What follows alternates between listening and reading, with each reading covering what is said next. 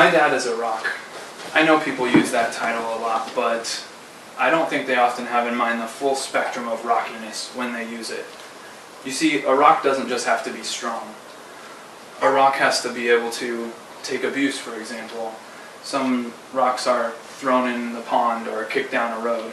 In 1998, my youngest sister and my dad's favorite person in the world reached the end of her long battle with cancer. Unfortunately, it wasn't the end we were hoping for. That left a lot of cracks on my dad, and in the time that it took him to stop reeling from the loss, he was laid off from his construction job. More cracks, but he refused to shatter. He quickly gained new employment, although not as great. The one time I went to visit him at that next job, he was in the back of a concrete mixing truck on a hot day with a chisel, knocking dried concrete off of the sides of the truck. I guess sometimes you have to be the tougher of two rocks. Occasionally rocks settle in a place so firmly that you can't imagine that they would ever move. My dad loves his family, and I remember several years in a row where he must have spent half of his time in bleachers or lawn chairs, just going to our different events, on down to my other sister's cheerleading events. My dad hated cheerleading, but he was there. He was a fixture, her rock, because he loved her. Around the same time, my parents and a couple of my siblings were at a decent restaurant in San Francisco, and there was a group sitting next to them, one man in particular that was drinking a lot and yelling and being vulgar and disrupting not just my family but other families in the section. And so, but no one was saying anything. Eventually my dad could no longer bear the shame of inaction and stood to challenge the man, telling him he could either leave the restaurant or stop talking that way in front of his family.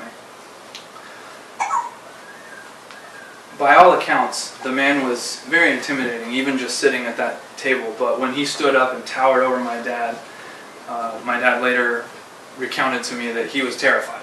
He had no idea what to do, and what could he do? So he just decided to lock eyes with the guy and just wait it out and hope that it didn't come to violence, because it would be more violence on him than anything else. Eventually, we're still not sure why, the man decided that it wouldn't be in his best interest to cause a scene, and he went back down and sat and was quiet, surprisingly. My point is that sometimes by just being immobile, rocks are doing the best that they can. Over time, even the toughest of rocks and in the firmest of foundations can succumb to the weathering from relentless wind and rain, and when the rock is eventually dislodged, it may travel a great distance and may even be unrecognizable. A couple of years ago, my dad went through he was half victim, half party to a catastrophic divorce, and by the end of it, he moved across the country and took up new employment. 2 weeks shy of his 50th birthday, he walked across the stage and received a badge as an Idaho State police officer, which if you'd have asked me 4 or 5 years ago if there was any way that at his age he could stand up to the mental and physical challenges that academy was going to throw at him, I would have been doubtful, to say the least. But now I look at him still as a rock, but a completely different rock, unrecognizable from before. You see, a rock isn't a simple object, not as simple as we imagine. Sometimes it does have to be strong, but sometimes it has to take abuse. It has to be cracked. Sometimes it'll be fixed or changing. No, a rock is more complicated. Like my dad, my rock.